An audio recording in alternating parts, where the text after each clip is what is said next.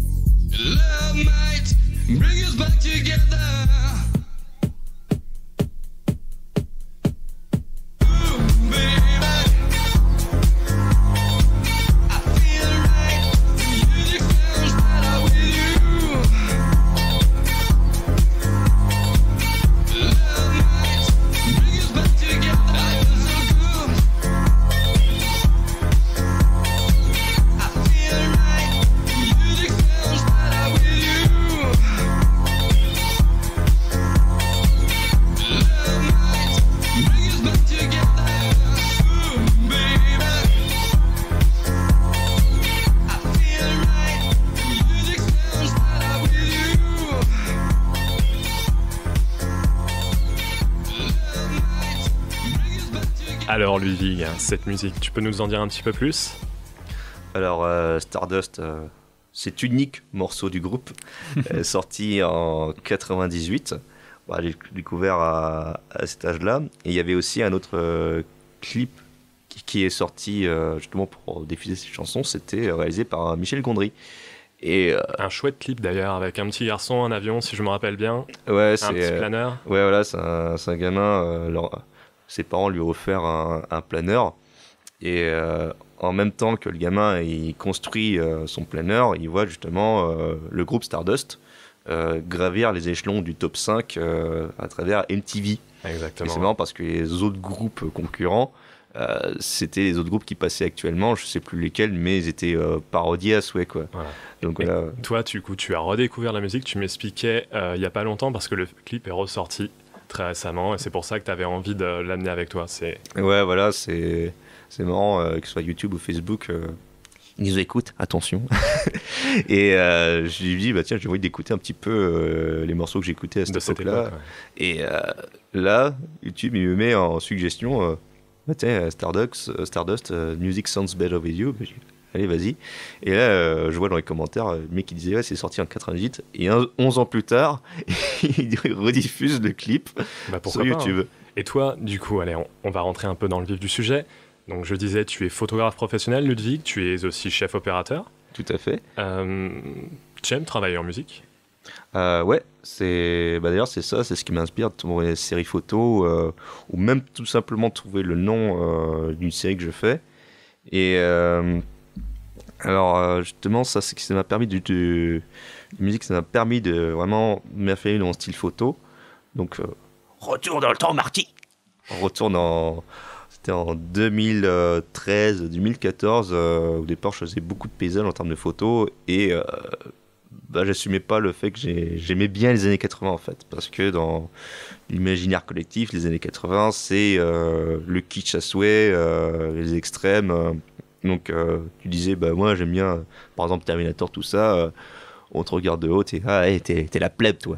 Ouais, les années 80 n'étaient pas encore glamour. Voilà, tout à fait. Ça commençait à faire leur comeback avec notamment Drive. Et puis, il y a eu un jeu vidéo qui s'appelait Far Cry 3 Blood Dragon, dont la BO était assurée par un duo australien qui s'appelle Power Glove. C'est le porte-étendard du courant synthwave, justement un courant musical qui rappelle les sonorités de cette époque-là, mais avec une nouvelle interprétation. Et justement, j'ai d'abord découvert leur musique par la biais d'un court-métrage d'animation sur YouTube. Et je dis, tiens, c'est excellent. Donc je me renseigne sur les auteurs de la musique. Et là, je découvre tout ce monde. Je me retrouve à paix. Et je me dis, tiens, c'est incroyable. Il y a des gens qui arrivent à faire de la musique avec tout ce que j'aime. Ça rappelle tous les films que j'ai adorés quand j'étais gamin, qui m'ont aidé à grandir avec. Et là, je me dis, bah, tiens, si je faisais pareil en photo, puis petit à petit, j'ai vraiment pu m'éclater dans ce que je fais. Et désormais, c'est ce qui me colle à la peau. Donc, vu que je vois bien que les gens adorent se foutre des étiquettes, donc je me dis, bah tiens, je suis le photographe rétro-wave parce que c'est ce qui m'a permis de vraiment m'affirmer. Même si maintenant, j'essaie à chaque fois de me détacher un peu de la rétro-wave parce qu'à un moment donné, tu te fermes à d'autres portes. Mais je garde quand même ce nom-là parce que c'est pour moi un souvenir de ce qui m'a permis de vraiment de m'affirmer. C'est super intéressant ça en fait. C'est à travers ce groupe de musique que tu as réussi à t'affirmer, ce que tu nous expliques. Et je peux te poser la question, à partir de quelle période tu as su que tu voulais devenir photographe ? C'est quelque chose qui était très très vieux chez toi ou c'est assez récent ? C'est assez récent. Quand j'étais gamin, ma mère elle avait pas mal d'appareils photo. Ça allait du Polaroid au jetable, en passant par le réflexe. Et à chaque fois que je voulais manipuler, elle me disait ah non, tu vas le casser et tout. Donc tout ce que tu peux avoir, ce sera un jetable. Bon d'accord, donc j'ai quelques expériences dessus, des autoportraits. Et puis bon, à l'époque, on n'avait pas l'instantané, donc il fallait aller le développer. Et tu avais un temps d'attente avant de revoir les photos. Et au moment où tu les vois, tu dis heureusement que c'était une expérience. Oui, après on est tous passés par là. Mais donc peut-être à partir de cette période, tu as développé un certain amour pour la photo ? C'était le premier contact, puis après c'était oublié. Et moi là-bas, je voulais bosser dans le cinéma d'animation 3D. C'était avec les courts-métrages d'animation qu'on voyait sur Canal+, avec des formes assez... c'était assez primaire dans l'animation, donc c'est juste des cubes, un décor tout noir avec un damier. Puis tu avais aussi la série Reboot, la série canadienne, c'était la première série d'animation entièrement réalisée en 3D. Je crois que c'était avant Toy Story. Il y a la première saison qui est sur YouTube, il faut aller voir. Bon, je vous le dis tout de suite, c'est très archaïque dans l'animation ou quoi, mais quand on le découvrait à l'époque, c'était assez fabuleux. Et en fait, la photo, je me suis replongé dedans à partir de 2010, lorsque ma mère était enfin d'accord à me prêter son appareil photo numérique, donc c'était un compact. Et je faisais beaucoup de paysages, puis elle me dit c'est vraiment beau ce que tu fais, donc forcément tu gagnes un peu. Photographe aussi? Excuse-moi de te couper, mais ta mère est photographe? Non, elle n'est pas du tout photographe, mais disons qu'elle aime bien un petit peu tester pas mal de choses, culturellement parlant. Hein. Mais elle t'a transmis quand même un certain amour de l'image?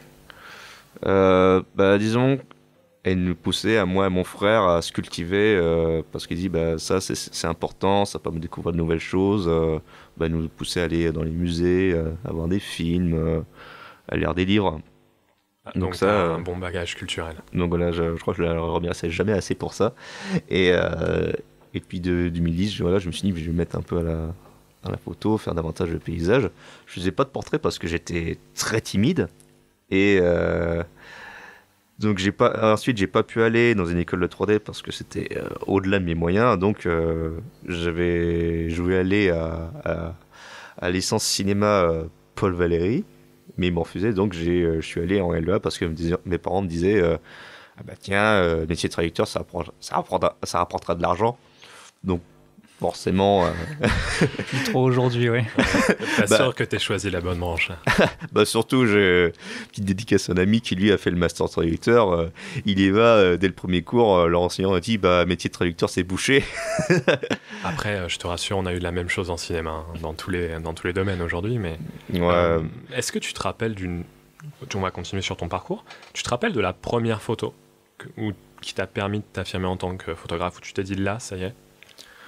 Alors, je pourrais dire celle qui m'a permis de vraiment affirmer mon style, où je me suis dit ça y est, ça c'est moi, c'est mon identité. C'était une photo qui s'appelle 1984 The Future, 1984 le futur. Je vous remercie, accent anglais. Et au départ, je voulais faire une photo avec un modèle, mais avec la pulsion créative, tu te dis non, il faut que ce soit ici et maintenant. Et donc c'est devenu un autoportrait. Et en fait, c'était moi qu'on voit de dos, je suis à peine retourné. Et dans le fond, tu as un décor qui rappelle Tron, tout ce qui est... c'est modèle 3D en fait, mais en version wireframe. C'est en squelette en quelque sorte. C'est que des lignes, des polygones. Et tout ça dans l'espace avec un soleil dessiné devant moi qui m'éclaire. Et vu que je me renseignais beaucoup sur tout l'art des années 80 à cette époque-là, c'est que la vision du futur, c'était en deux catégories. Soit c'était très pessimiste, soit c'était optimiste à fond. Il n'y avait pas de juste milieu. Et vu que c'était à cette époque-là que la technologie en fait commençait à vraiment prendre de grands pas, notamment avec l'ordinateur et tout, on faisait davantage d'effets spéciaux. Les effets spéciaux assistés par ordinateur, ça commençait à faire le premier pas, avec notamment les première fois qu'on utilise la 3D entièrement. Ouais, on reviendra peut-être d'ailleurs sur les effets spéciaux, puisqu'il y a eu un sacré gap de franchi dans les années 80. Ah ouais. Ouais, d'ailleurs à cette époque-là, les stars c'était les effets spéciaux. Ouais. Et donc pour cette photo-là... Mais plus organique quand même que après dans les années 90, on a eu le numérique qui a été bien plus présent. Ouais, je sais que c'était pour Dire Straits, Money for Nothing, c'était le premier clip vidéo entièrement réalisé par ordinateur, et c'était la société qui a fait la série Reboot, que j'avais parlé à peine 5 minutes, qui ont réalisé ce clip-là. D'accord. Et pour revenir à la photo, je termine rapidement, donc l'histoire c'est juste l'être humain a atteint sa statut de divinité, c'est juste qu'il est devenu un être purement constitué d'énergie, quoi. Donc voilà, c'est à partir de cette photo-là que je me suis dit, tiens, ça y est, c'est moi, c'est ce que je veux faire tout le temps, mon métier. C'était en quelle année ça, Ludwig? Justement, c'était en 2015. D'accord. Août 2015, je m'en souviens très bien. Ok, et la photo, donc tu nous as dit que tu avais commencé en 2010, donc il y a eu 5 années de recherche. Ouais, entre 2010 et 2012, il y a eu 2 ans où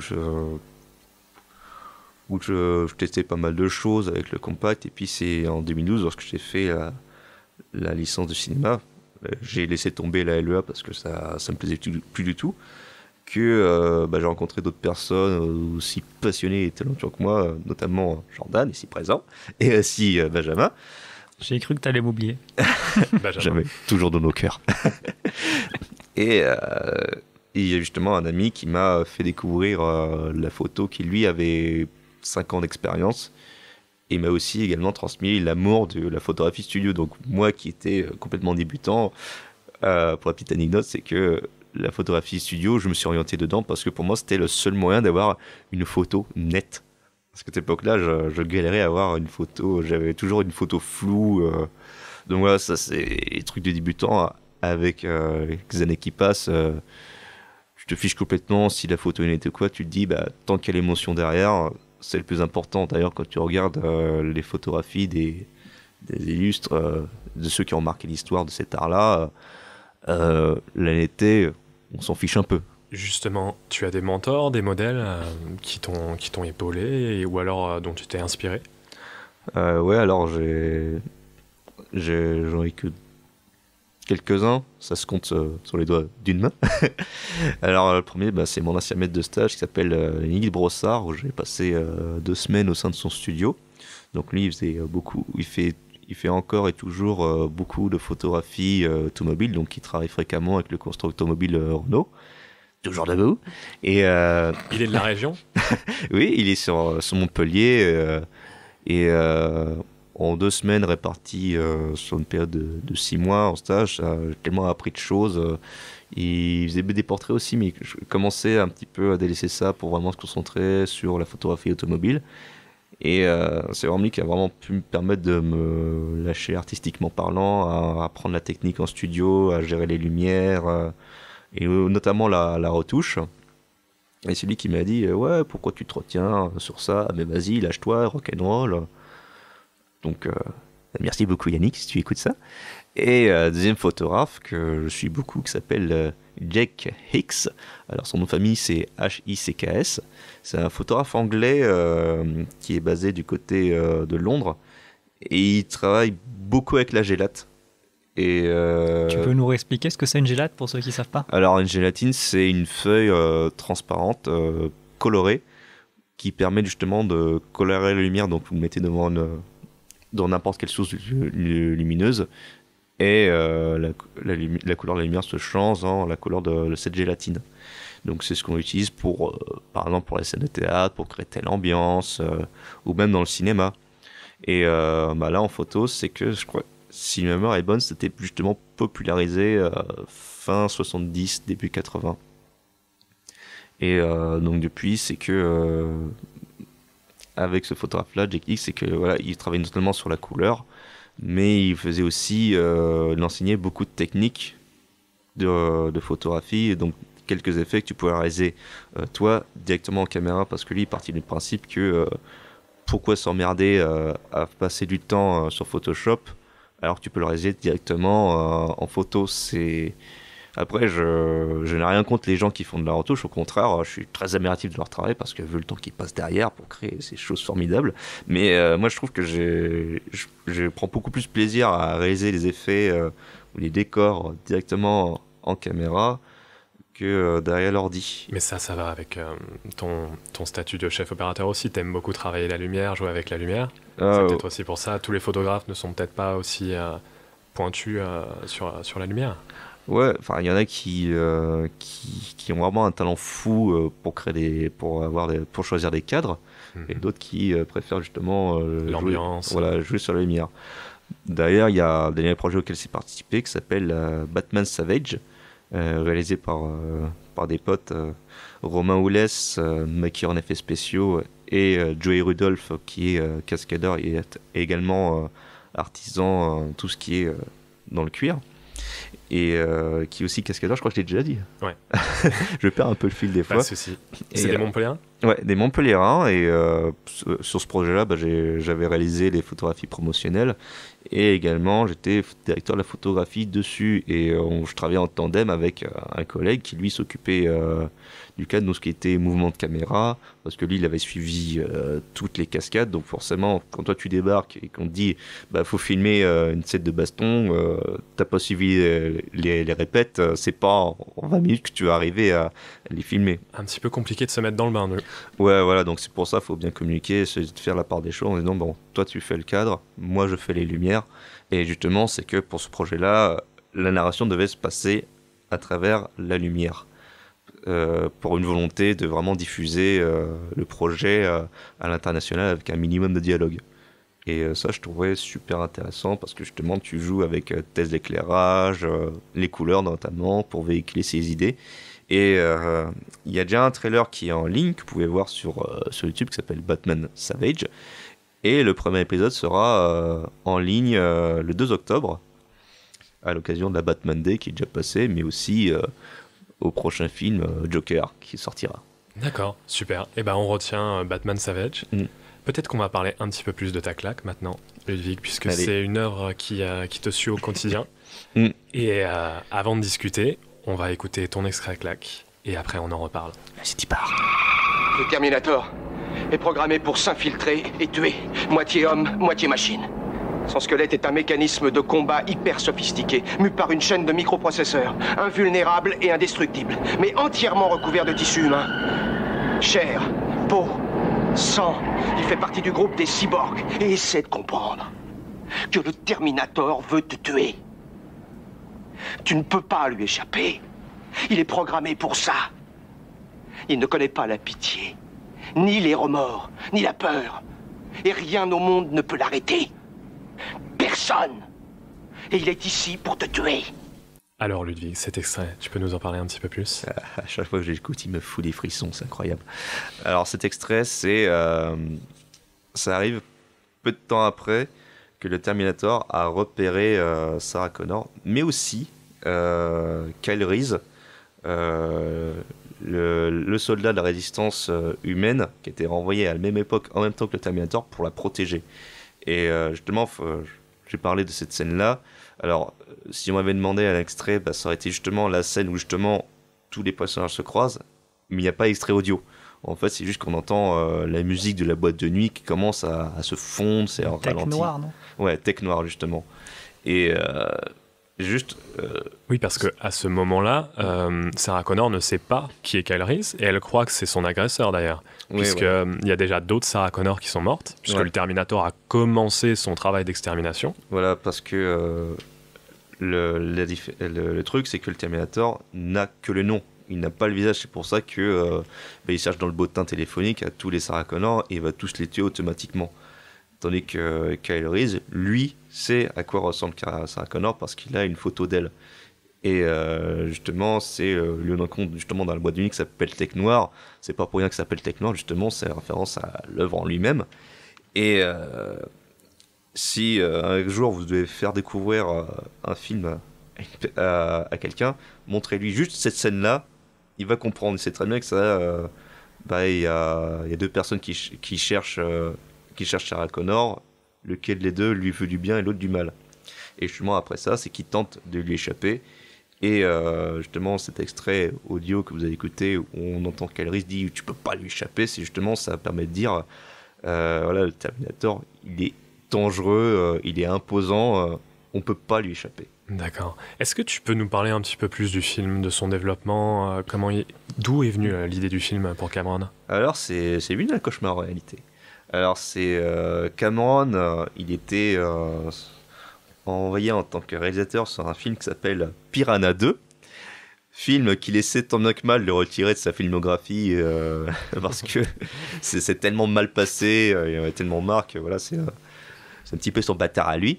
Et il avait eu des succès avant. Il avait fait des grands films il avait fait un court-métrage qui s'appelle Xenosis. J'ai un peu la mauvaise mémoire des noms. Et après, c'est qu'en fait, il avait bossé sur d'autres films, notamment sur les productions de Roger Corman, en tant qu'assistant sur les effets spéciaux.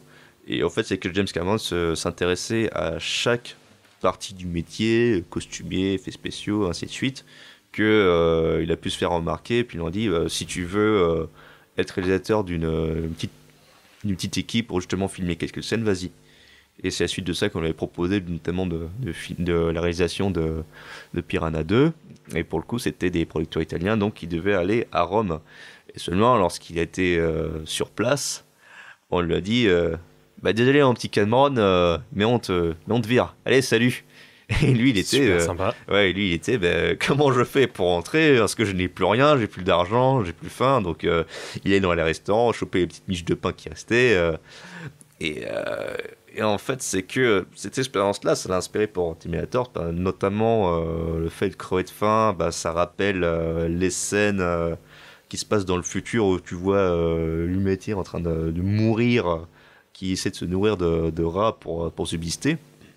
Et c'est qu'à un moment donné, il avait une fièvre carabinée, et puis il rêvait justement d'un endosquelette dont le bas du corps a été coupé, qui sortait des flammes avec un couteau.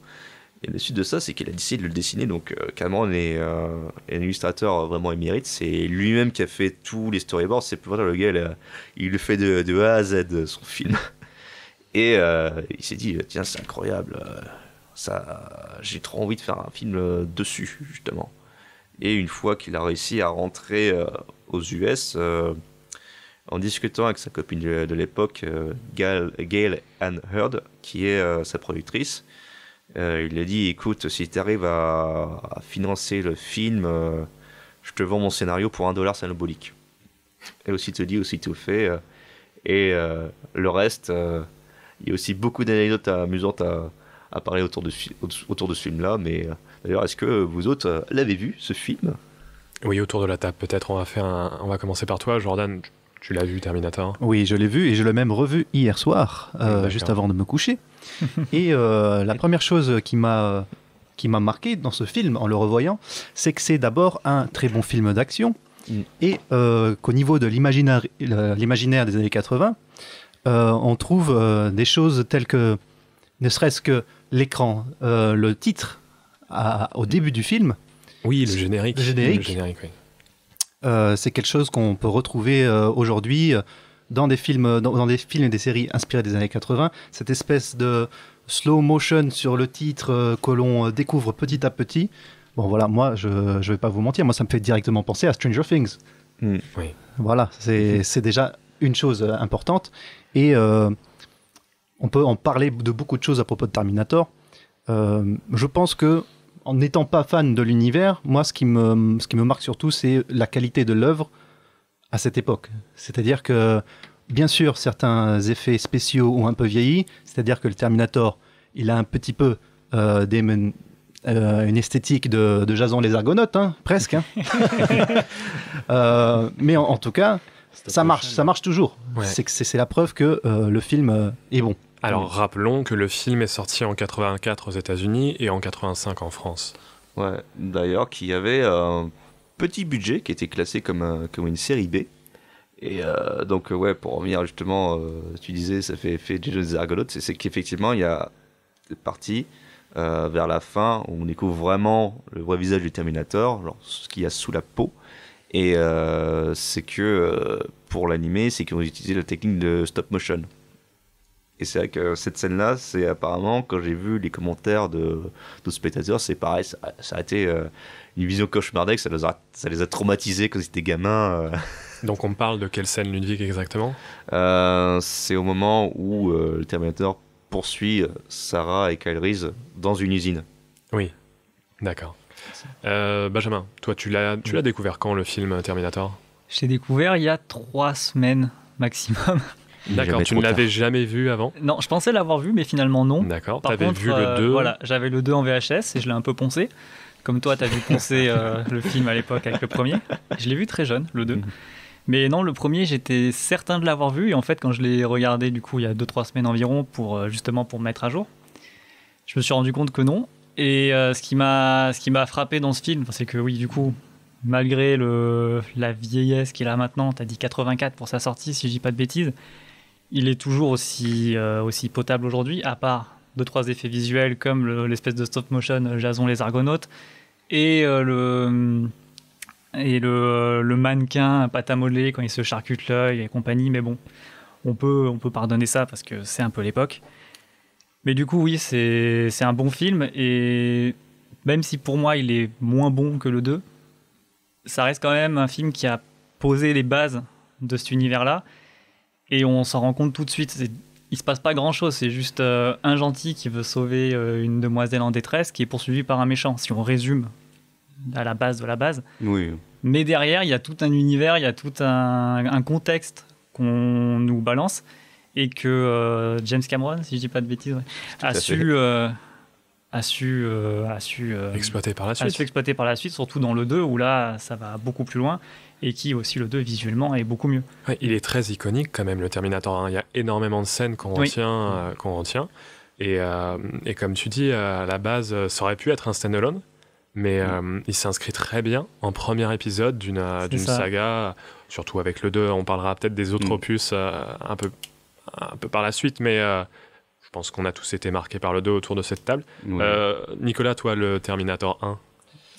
Alors, j'allais justement parler un peu du 2 parce que justement, comme Benjamin, je fais partie de ceux qui ont vu le 2 bien avant le 1, et j'ai tellement été marqué par le 2 que d'ailleurs c'est tout simplement le film de science-fiction que je préfère.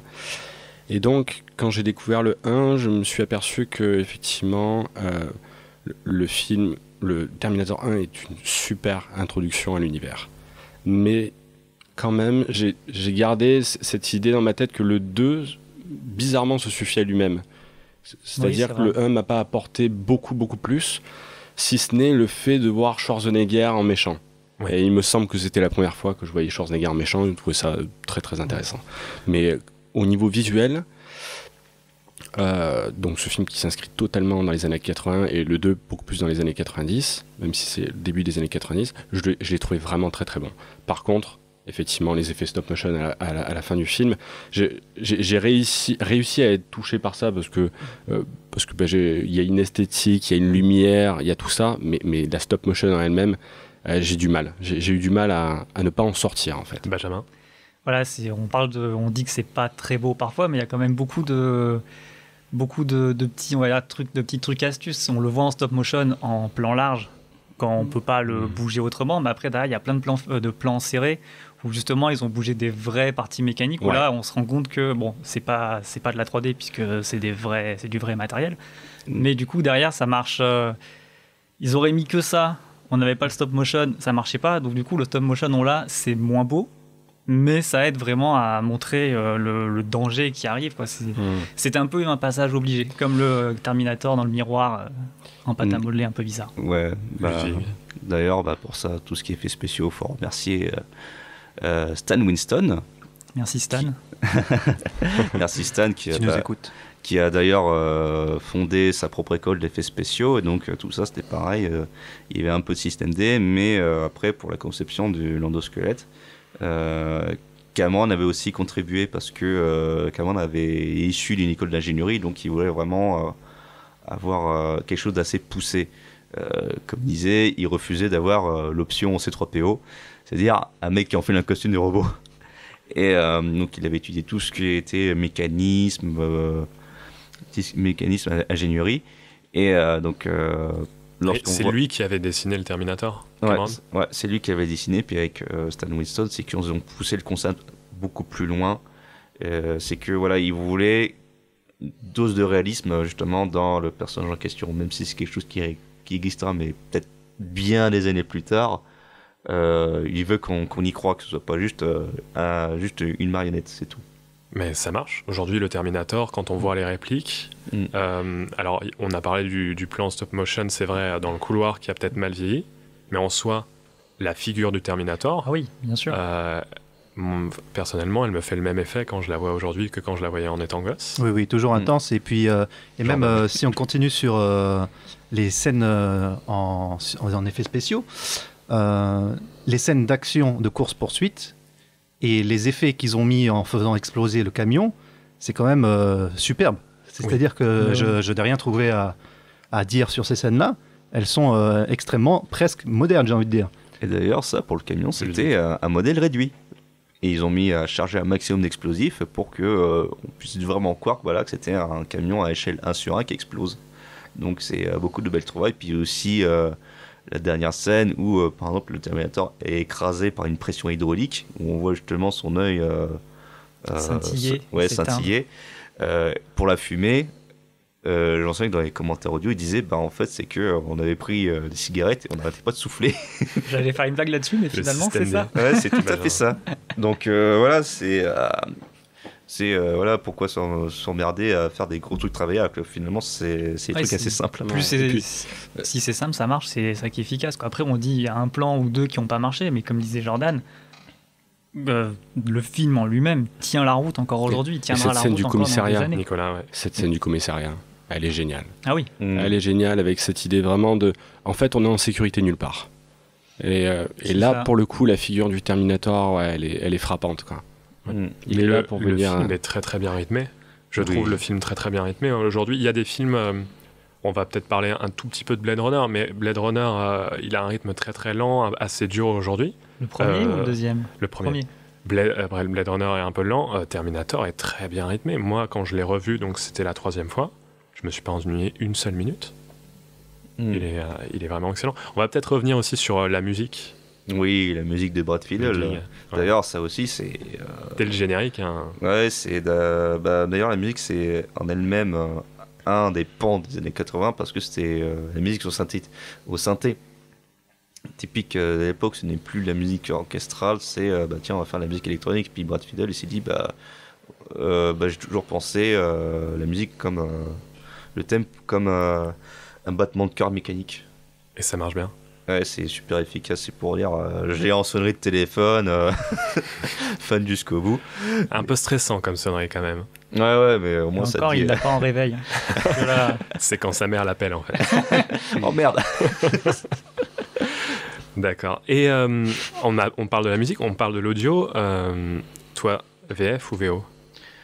Alors, quand j'étais gamin, la plupart des films que j'adore, j'ai découvert en VF. Et ce n'est pas pour cracher sur les adorateurs de la VO, hein, mais c'est juste qu'à cette époque-là, durant les années 80-90, c'était vraiment l'âge d'or du doublage, parce qu'ils prenaient vraiment le temps de travailler tout ce qui était interprétation des comédiens. Ils avaient aussi le visuel aussi. Et contrairement là aujourd'hui où ça a changé, notamment avec le piratage, c'est que eux maintenant ils n'ont plus que les mouvements labiaux.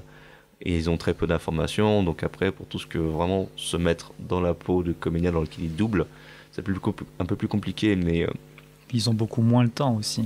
Oui, il y a ça aussi. Après, contrainte de temps parce que les sorties, comme on le disait, il est sorti en 85 le film en France, alors qu'il est sorti en 84 aux États-Unis. Oui, voilà. Bon, après, il y a toujours des très bons boulots qui sont faits au niveau de la VF en France, mais c'est vrai qu'à l'époque, sur un film comme Terminator, qui n'était pas forcément un grand film, ils ont pris le temps. Après, il a eu son succès. Oui. On va pas se le cacher. Ouais, d'ailleurs, il avait un petit succès d'estime, mais c'est par biais justement des vidéoclubs qu'il a pu vraiment atteindre un plus gros statut culte. D'accord, avant la sortie du 2. Hein. Voilà, avant la sortie du 2. Le 2 a été un succès phénoménal. Oui. Voilà, d'ailleurs, le 2, où c'était un gros défi pareil pour Cameron, parce qu'il avait, certes, un budget énorme, mais il avait un temps pour réaliser tout le projet assez minime. Donc c'était mené tambour battant. D'accord. Et Terminator, c'était le film qui a tué le maquillage en effets spéciaux, parce que notamment il a utilisé les effets spéciaux numériques, notamment pour le T-1000. Mais après voilà, je pense pas que ce film-là ait vraiment tué le maquillage à l'ancienne, parce que l'élément numérique, c'est uniquement pour le T-1000. C'était ça, et ça fonctionnait super bien encore aujourd'hui. Hein. Et oui, c'est ça. Même Schwarzy dit lui-même, c'est quand on vient le voir, c'est pour Terminator 2, parce qu'il disait c'est un film qui tient toujours la route. C'est vrai. Ça a moins bien vieilli les effets visuels du 2 que par rapport au 1, justement. Ouais, Benjamin, tu trouves Ouais, je trouve. D'accord. Peut-être à cause du numérique? Non, parce que maintenant non, parce que justement maintenant on fait beaucoup de numérique sur beaucoup de films et justement ça vieillit très vite. C'est vrai. Mais là pour le T1000, bon, parce que c'est pas un effet numérique qui est compliqué. On met des guillemets compliqués. Hein, ça reste comment expliquer ça? Il faut juste avoir des reflets sur une forme un peu sur une forme quelconque et c'est terminé. Il n'y a pas de travail supplémentaire. On n'a pas essayé de faire un animal avec des poils qui se déplacent. Donc c'est pour ça que je dis que ça marche toujours parce que c'est pas compliqué à faire. D'accord. Mais moi je pourrais. Alors je vais me permettre de vous poser une question à tous les gars. Pour vous du coup Terminator, qu'on soit tous d'accord, est-ce que c'est un film qui est ancré dans les années 80? À 100%. Ouais, Jordan? Ah oui, moi je pense que de toute façon c'est une figure des films d'action, comme à l'époque on avait eu aussi Stallone hein, avec Rocky et Rambo, qui est totalement ancré dans les années 80, que ce soit par le personnage post-apocalyptique. Il faut savoir que 1984, la date de sortie, c'est une date culte dans l'histoire de la littérature également, pour le livre d'Orwell. Oui, c'est vrai. Terminator s'en inspire. Pas trop, mais est quand même dans la même veine de narration, d'anticipation. C'est ça, avec un futur assez cataclysmique, hein, si on peut le dire. Benjamin, pour toi, le film il est ancré dans les années 80? Totalement. Tellement qu'on en fait encore des références aujourd'hui dans pas mal d'œuvres où on en parle aujourd'hui, alors que l'émission c'est justement l'imaginaire des années 80 et c'est un des premiers objets culturels qui m'est venu en tête. C'est pas ma claque, mais ça n'empêche pas que c'est une claque commune pour tout le monde et qu'il faut l'avoir vu. Donc regardez-le tout de suite. Nicolas, tu confirmes? Ah oui, complètement. Ouais. Ces films qui se passent de nuit avec tout cet imaginaire, un background vraiment, les costumes, les voitures de police des années 80, pas d'image de synthèse, ouais, non, complètement. Ah, la nuit de Cameron, d'ailleurs, on peut peut-être revenir là-dessus. Ludwig, tu veux dire quelques mots? Parce qu'il y a vraiment une esthétique très particulière dans le 1 que j'ai pas retrouvée dans le 2. Hein. Je trouve que le 1 a vraiment un côté très sombre. Ouais, parce que c'est tourné majoritairement de nuit. Il y a aussi le bleu Cameron qu'on trouve davantage plus présent dans le 2.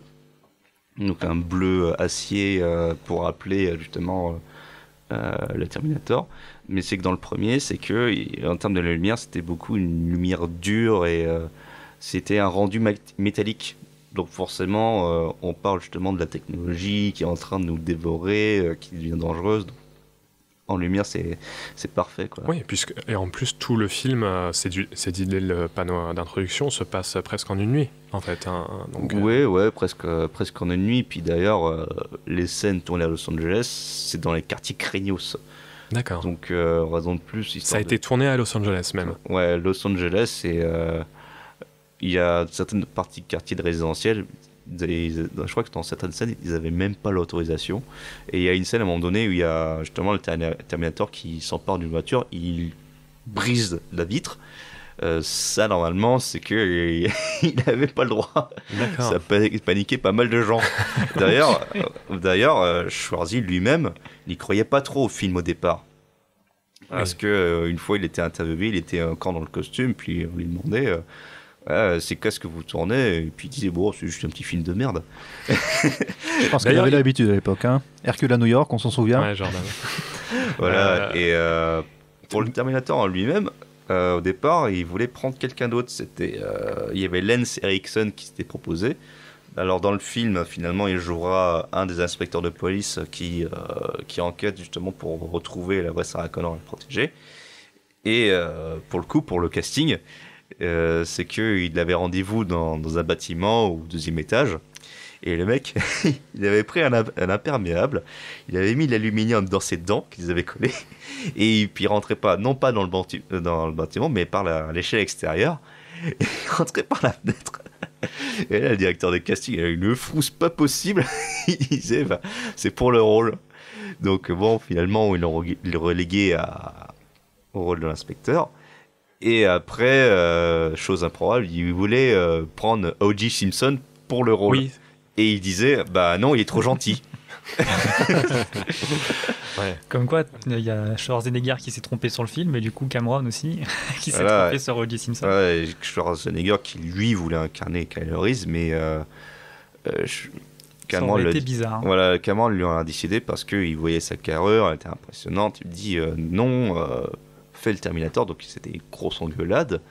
Mais c'est incroyable quand on sait qu'aujourd'hui, Schwarzenegger c'est Terminator. Ah oui. Ouais, voilà, c'est parce que faut savoir qu'entre-temps, Schwarzenegger, lui, il travaille beaucoup sur l'image parce que il travaillait avec le gouvernement pour justement aider les jeunes à se mettre au sport. Donc il se dit forcément, si j'incarne un méchant, ça va donner une image négative de lui. Ouais, voilà, donc c'est pour ça que lui, il accepte que des rôles gentils. Et Cameron lui dit non, mais rassure-toi, c'est toi la star, tu seras la tête d'affiche, mais si tu seras le méchant, crois-moi, tu vas crever l'écran. Et donc, même si l'agent de Schwarzy disait ah non, on n'y va pas, il a fait. Et maintenant, on connaît le résultat que ça a donné. D'ailleurs, sur l'affiche, c'est Schwarzy, même si c'est le méchant, c'est vrai. C'est pas le héros. Et c'est un des plus grands méchants du cinéma américain. Voilà, ça, on peut le dire. Hein. Méchant qui est devenu gentil dans Terminator 2, parce que notamment. Cameron a dit écoute, on va surprendre les spectateurs, tu seras gentil cette fois-ci. Et là c'est pour sûr, le capitaine sympathie, ça a beaucoup gagné. D'ailleurs, dans le prochain Terminator Dark Fate, que va jouer Schwarzy, un Terminator gentil. D'accord. Ouais, et vieux. On va peut-être en parler très très rapidement du Dark Fate. Vous allez aller le voir les gars, autour de la table. Jordan, tu vas aller le voir Dark Fate ? Alors comme j'ai évoqué en début d'émission, je ne suis pas forcément fan de l'univers Terminator, même si j'aime beaucoup le premier et le deuxième. C'est-à-dire que la suite m'a beaucoup freiné sur mon enthousiasme à propos de Terminator. Enfin, la suite. Dès le 3 Dès le 3, oui. Ouais, les suites, c'est des beaux fan-films. Hein. Voilà, c'est ça. J'ai des mauvais souvenirs à la fois d'enfance et actuels. Tu l'as vu au cinéma, le 3 Parce qu'on est quelques-uns autour de la table à avoir fait cette erreur. Hein. Ah oui, non, j'avais pas vu le 3 à l'époque. Oh, vous savez, on était jeunes et cons. Alors Benjamin, toi, le 3, il me semble que tu l'as pas détesté. Je l'ai pas détesté quand je l'ai vu, mais comme dit Ludwig, j'étais jeune. Pas si con que ça, faut pas déconner. Mais quand je l'ai revu, c'est pas la force du 1 ni du 2. Quoi. Et donc pour répondre à ta question, non, j'irai pas le voir au cinéma. Okay. Toi, Nicolas ? J'irai parce qu'il y a le retour de Linda Hamilton. Voilà. C'est vraiment juste pour ça. Parce qu'honnêtement, j'ai vu la bande-annonce et ça m'a l'air bidon. Ouais, pourtant, James Cameron a assez bien fait de la pub pour celui-là. C'est vrai, mais il a fait pareil pour le 5. Genesis. Ouais. Et donc, je me méfie maintenant. Ouais. Genesis qui était vraiment un film décevant, non ? Ah oui, très très très mauvais.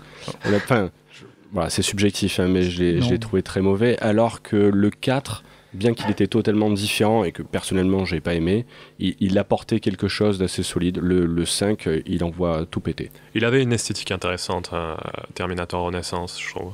Ouais, parce qu'au moins ça se concentrait vraiment sur la guerre contre les machines. Mais ouais, après c'est vrai que je rejoins Nico, notamment sur Dark Fate, c'est que voilà, il y a le retour de Linda Hamilton, mais c'est carrément les producteurs.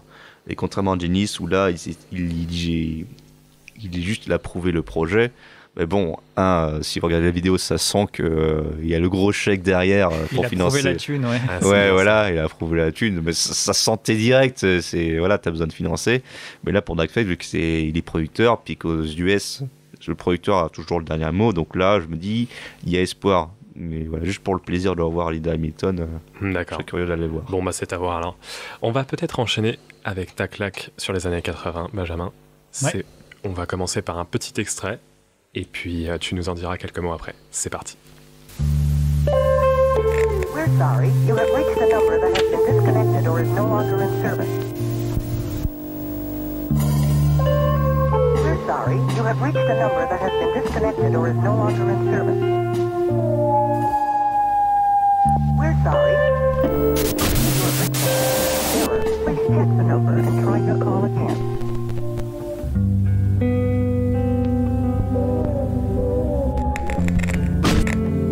We're sorry. You have reached the wrong number. Alors, vous l'aurez reconnu pour les joueurs de jeux vidéo, c'était Hotline Miami. Benjamin, est-ce que tu peux nous parler un petit peu plus en détail de ce jeu ? Volontiers. Donc, un peu comme Terminator, on est encore dans les années 80. Il y a des flingues, mais il n'y a pas de robots.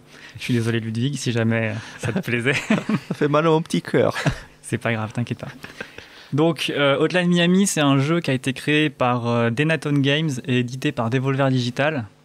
Donc là, c'était un extrait de la bande-annonce du 2, mais dans ma claque, je mets les deux ensemble parce que j'ai joué au 2, au 1 et au 2 à intervalles très très réduits. Donc c'est pour ça que je mets l'œuvre en entier et pas seulement le premier. Pour ceux qui connaissent pas, du coup, le second, juste par rapport au premier, il y a des mécaniques en plus, mais le jeu reste strictement identique et ça conclut l'histoire du premier. Ils avaient prévu le 2 quand ils ont sorti le 1 ? Non, je ne crois pas. Et par contre, ce dont on peut être certain, c'est qu'ils n'ont pas prévu le 3. Même si à la fin du 2, il y a un écran titre qui tease un peu le 3, mais c'était juste une petite blague pour dire voilà, mais on n'ira pas plus loin. Donc l'œuvre est complète et finie aujourd'hui. Voilà. Dommage, mais c'est le cas. Ok, et tu l'as découvert comment ce jeu, Benjamin ? Alors ce jeu, je l'ai découvert, j'étais à la fac, c'était une soirée d'un pote dans sa résidence étudiante. Et donc il avait un autre ami qui avait apporté son ordinateur pour jouer à des jeux en multijoueur. Et il avait avec lui Hotline Miami. Donc au début, il me l'a montré, je suis tombé dessus, je me suis dit ouais c'est sympa mais sans plus. Malgré le fait que le jeu était très très addictif et très complexe, je reviendrai un peu dessus pour expliquer l'histoire du jeu et comment ça se passe. Mais voilà, quoi, j'ai essayé, j'ai trouvé ça marrant, mais beaucoup trop compliqué pour moi. Mais je l'avais quand même un peu dans ma tête, je l'avais gardé de côté et je l'avais mis sur Steam dans la liste de souhaits si jamais il était moins cher pour faire des économies. Et un jour, il était pas cher, je me suis dit pourquoi pas. Et là, j'ai commencé à y jouer. Et le monde des années 80, des revivals s'est ouvert à moi, comme ce monde s'est ouvert à pas mal de personnes depuis cette mode qui date depuis pas mal de temps maintenant de faire revivre ces années-là. D'accord. Juste par curiosité, tu peux nous parler un peu plus du jeu, C'est ce que je veux faire. Dans son aspect esthétique, qu'on arrive un peu à se le figurer, s'il te plaît. Donc, alors juste avant de parler de l'aspect esthétique, je vais dire en quoi ça consiste, pour qu'on puisse se situer. Donc, c'est un jeu qui est un jeu en 16 bits, si je dis pas de bêtises. Un peu plus que 16 bits, mais c'est très pixelisé. Donc c'est un jeu avec une vue du dessus et le but du jeu c'est d'aller tuer des mafias russes dans des bâtiments divers et variés. Donc on est appelé dans ces bâtiments, il faut tuer tout le monde et repartir. C'est un shoot 'em up du coup ? On peut le... Je sais pas si on peut le caractériser comme ça parce que je pense que j'ai un petit doute, mais c'est clavier souris, on contrôle le personnage, on le bouge, avec la souris on vise. D'accord. On peut jouer à la manette aussi, mais normalement c'est censé jouer comme ça. Donc c'est un die and retry. Donc dès qu'on meurt une fois dans le niveau, on recommence du début. Donc des fois ça peut être très très très long. D'où la complexité du jeu. Avec de la difficulté qui change ou... la difficulté change par rapport au niveau dans lesquels on est. Les premiers sont assez simples parce que c'est très petit, il y a peu d'ennemis. Par contre les suivants... Mais le principe du die and retry, il n'y a pas de pénalisation quand on meurt. La pénalisation c'est que tu recommences. Quand même. Voilà. Mais après oui, le concept ne change pas. C'est très coloré, j'ai vu sur les images. C'est ça. C'est très coloré, des couleurs assez bleu, violet, rouge, pour rappeler un peu ce revival qu'on peut avoir et qui rappelle aussi les photos de Ludwig ici présentes dans ses débuts, où il y a pas mal de néons un peu dans ces couleurs-là, des couleurs que j'apprécie tout particulièrement. Donc du coup, voilà, ce jeu, c'est un die and retry, on est en vue du dessus comme un GTA 3 à l'époque, si vous voyez à peu près l'idée. Et donc voilà, ce qui m'a plu en fait dans ce jeu déjà, c'est la complexité du jeu parce que j'avais pas l'habitude de jouer à des jeux comme ça.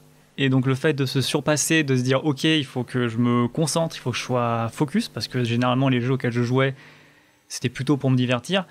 Là, ça demandait un cran au-dessus quand même en termes d'investissement personnel. Donc voilà, ça ira. Oui, ça ira. Merci en tout cas d'en avoir parlé. Mais en quoi ce jeu il est révélateur des années 80 pour toi ? En quoi il t'a... c'est fini. Quoi il t'a marqué ? Alors il m'a marqué déjà aussi avec les musiques qui sont des musiques synthwave. Donc je pense que Ludwig pourra mieux décrire cette aire de musique que moi si jamais... Ouais, c'est clairement reprendre les sonorités synthé de cette époque-là. Mais en faisant une nouvelle interprétation, c'est un peu comme si je parle de ce que j'ai aimé et je crée une nouvelle histoire avec tout ça. Voilà, donc c'est une musique un peu plus actuelle avec des sonorités des années 80, si on peut résumer grossièrement. Voilà, électro, un exemple tout simple, pensez Kavinsky, Nightcall. C'est l'exemple typique de ce courant-là. C'est vrai qu'on l'a depuis le début des années 2010, on surfe pas mal sur ce genre de musique en électronique. Voilà, Allez-y. Désolé si je te coupe, mais voilà, c'est que la scène commence à grimper davantage. Il y a quelques festivals, notamment sur Paris, la Retro Stings Fury, et aussi en Angleterre.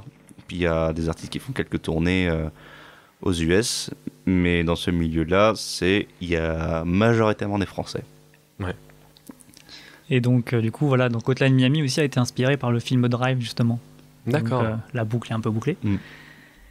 Dans Donc, l'esthétique ou dans l'histoire? Je dirais l'esthétique, mais l'histoire un peu, parce on se balade de bâtiment en bâtiment, mais on est juste dans les bâtiments, on arrive en voiture, et comme Drive, c'est aussi un chauffeur qui se balade à droite à gauche. Oui, et puis tu te bats contre des mafieux. Voilà aussi. Oui, et puis dans le jeu, on se bat contre des mafieux russes, donc pour guerre froide, tout ça, les années 80. Donc du coup, pour répondre à ta première question, ça ancre vraiment l'histoire avec l'esthétique et avec donc l'époque dans laquelle on joue, c'est 85 je crois, et avec justement les personnes qu'on doit aller tuer, qui sont des Russes et qui sont un peu les ennemis clichés de cette époque-là qu'on peut trouver dans les jeux vidéo. On reviendra peut-être un petit peu sur la guerre froide avec une autre claque tout à l'heure. Voilà, et donc voilà, pour revenir aussi sur la bande-son, ça m'a permis de découvrir justement tous ces artistes que ce jeu propose, sachant que le jeu a été quand même pas mal reconnu pour sa bande-son. C'est plus pour sa bande-son que pour l'histoire ou pour son gameplay. D'accord. Ce qui est pour le coup assez étonnant, parce que généralement quand on pense à un jeu vidéo, on est plutôt actif, pas juste passif à écouter les musiques. Et les musiques servent beaucoup aussi au jeu, parce que ça aide vraiment à se s'immerger. Concentrer, à s'immerger. Et du coup, ça nous aide du moins pour moi, ça m'a aidé à repousser des limites que j'avais pas. Il y a des niveaux où j'ai dû passer 1h30 dessus, alors que c'est juste c'est juste un grand gars. Donc ça n'a pas l'air compliqué, et finalement on se bute à la tâche, et il y a une satisfaction qui se retrouve derrière. D'accord. Quand tu as passé une bonne heure 30 à galérer sur un niveau et qu'à la fin tu l'as fini, tu t'arrêtes parce que tu n'en peux plus, mais tu es quand même content parce que tu as fini ton niveau et que tu pourras potentiellement aussi finir le jeu. D'accord. Est-ce que ça t'a donné envie justement de replonger dans des œuvres des années 80, ce jeu? Ouais. Ou post-années 80, mais qui s'inspirent des années 80. Tu as parlé de Drive. Après, il y a d'autres séries qui parlent pas mal des années 80. Il y a eu Black Mirror notamment. Ouais. Oui, avec je sais plus quel épisode. San Junipero. Voilà, celui-là. Entre autres, oui. Alors non, je pense pas. Par contre, repenser à cette émission-là quand on l'a préparée, ça m'a donné envie d'y rejouer, et j'y rejouais pour le coup à Hotline Miami.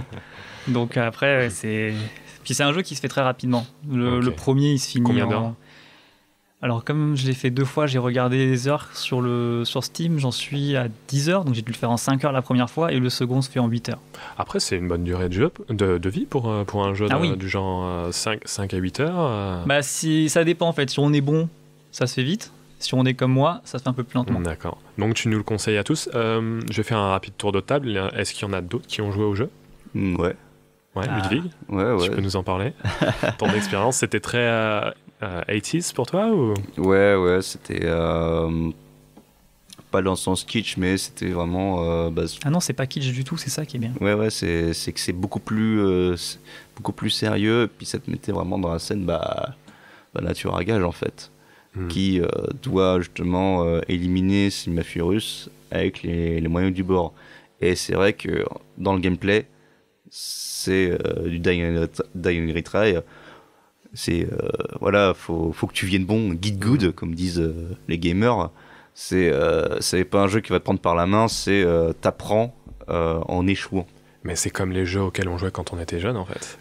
C'est ça. Il y avait que des die and retry à l'époque. Voilà, et puis quand tu vois maintenant qu'aujourd'hui, si tu veux débloquer certaines parties, tu es obligé de payer. Voilà. Les achats intégrés. Voilà. On va éviter de se lancer dans ce débat. Mais bon, pour revenir en jeu Liam, c'est qu'il avait vraiment une atmosphère, qu'effectivement on se souvient plus ce jeu-là par la musique que par son histoire, et même le jeu se permettait de briser le 4e mur. Genre en disant, est-ce que tu aimes vraiment blesser les gens ? Et tu sais pas si ça s'adresse au personnage ou si c'est à toi en tant que joueur.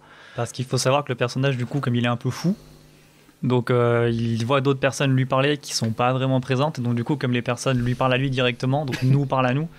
Et donc pour rebondir sur ce que dit Ludwig, quand il dit donc voilà, est-ce qu'on aime faire souffrir des gens, donc le jeu nous pose la question. Et donc dans la mécanique de jeu, une fois qu'on a tué tout le monde, il faut qu'on revienne à la voiture dès le début pour repartir. Et du coup on voit en fait toutes ces victimes qu'on a faites, et on a la satisfaction d'avoir terminé notre travail, parce qu'on joue pas le gentil, donc travail qui est pas non plus le meilleur travail du monde. Mais derrière, on voit tout ce qu'on a fait, on se dit ouais, c'est un peu borderline, quoi. Et puis même avec les graphismes des années, pas des années 80, mais des graphismes assez pixel art, la violence se distingue très très facilement. D'accord. C'est pas juste une tache rouge pour faire du sang, on peut voir des taches, des bouts de cerveau, etc. Et d'ailleurs, dès lors que tu as fini ta mission, justement, que tu dois revenir dans la voiture, c'est qu'il y a toujours la même musique, une musique un peu pesante. Ouais. Un peu comme si tu te ravais d'une gueule de bois ou genre d'une prise de drogue ou genre d'un gros rêve. Et là, tu te rends compte, ah ouais, effectivement, tu as fait tout ça et tout ce que tu peux faire, c'est repartir. Simplement. Voilà. Jordan, Nicolas, vous avez vu un petit peu des images du jeu ou... Oui, bien sûr. Jordan. Alors, j'ai trouvé effectivement le jeu très intéressant, effectivement poussé dans sa direction artistique, mais aussi le fait qu'il brise le quatrième mur, quand l'on se pose des questions à propos de ce que l'on vient de faire, avec ce côté contemplatif après la fin des chapitres, une fois que le massacre est fini. Après, au niveau de la direction artistique, j'ai beaucoup aimé. Par contre, au niveau du gameplay, je suis assez sceptique, car moi, ça m'a fait penser cette vue en plongée, non pas au GTA 3 qu'il y avait sur PlayStation 2, mais à la console d'avant, le GTA de PlayStation, que je trouvais vraiment très difficile à manier, que je trouvais vraiment, pour le coup, assez old school, parce que les jeux old school, c'est quand même assez difficile en règle générale. Il y a aussi le fait que je trouvais intéressant dans la direction artistique, c'est qu'effectivement, ils ont pris l'esthétique pixel art 8 bits, 16 bits. Par contre, les consoles de l'époque, ils ne pouvaient pas afficher autant de couleurs aussi flashy, aussi saturées. Et ce qui donne effectivement un effet à la fois rétro, mais à la fois moderne, que j'ai trouvé du plus bel effet. Mais ça n'empêche pas que, en jouant sur les contrastes, j'ai eu un blocage, comme une bouillie de pixels qui arrivait, qui m'arrivait. C'est sûr, trop d'effets en fait. Trop d'effets. Faut apprécier, mais effectivement, beaucoup de gens aiment. Donc moi, je pense forcément que c'est intentionnel. C'est vrai qu'aujourd'hui, il y a beaucoup de jeux vidéo qui sortent avec cette esthétique rétro, mais avec des effets de lumière et de particules qui sont très très très travaillés. C'est très à la mode, ça. Oui.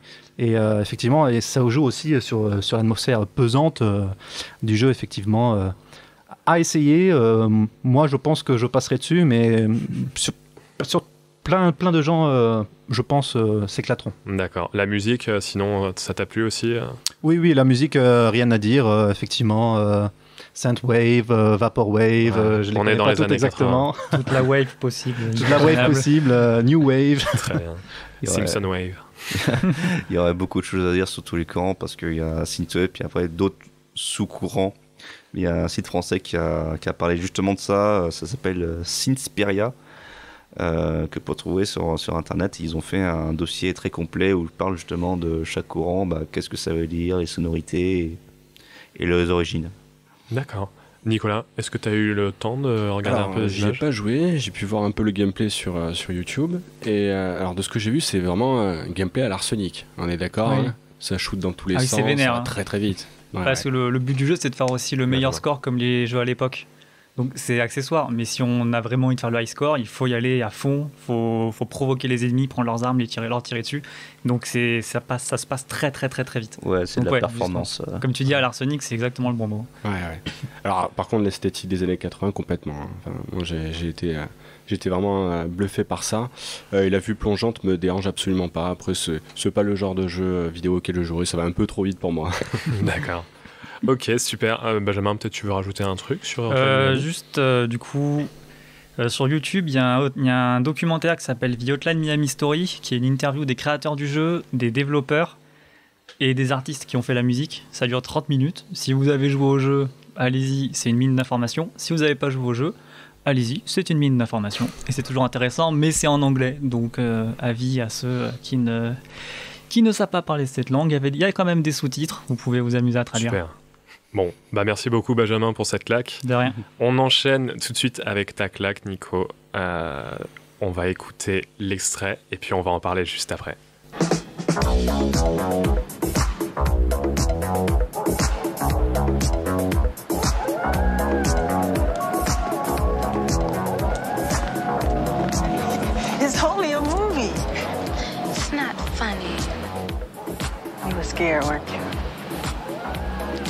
wasn't that scared. I'm scared. Alors Nicolas, dis-nous en plus un petit peu sur ce qu'on vient d'entendre. Un chef-d'œuvre déjà.